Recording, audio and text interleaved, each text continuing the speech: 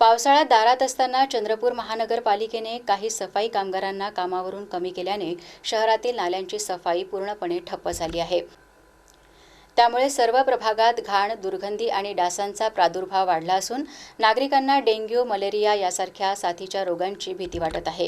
ही गंभीर बाब लक्षात घेऊन झोन क्रमांक 2च्या सभापती वैशाली प्रकाश चंदनखेडे यांनी आज शुक्रवारी चंद्रपूर महानगरपालिकेचे आयुक्त यांना लेखी निवेदन सादर केले।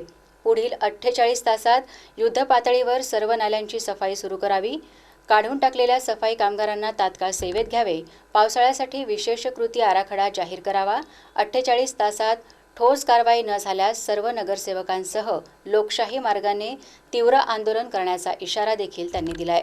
याची सर्वस्वी जबाबदारी मनपा प्रशासनाची राहील असे त्यांनी निवेदनात नमूद केले आहे।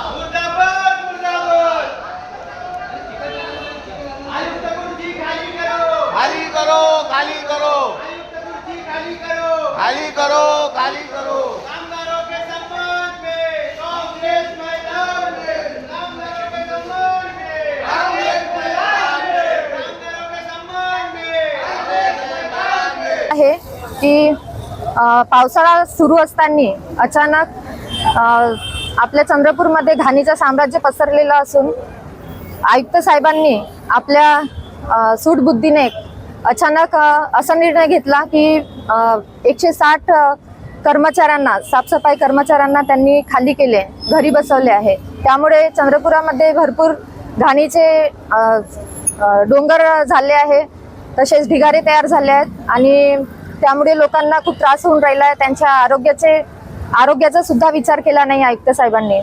त्यामुळे आम्ही सर्व मिळून, सर्व कर्मचारी, सर्व नगरसेवक मिळून आज त्यांच्यावर बहिष्कार घालत आहोत आणि त्यांचा निषेध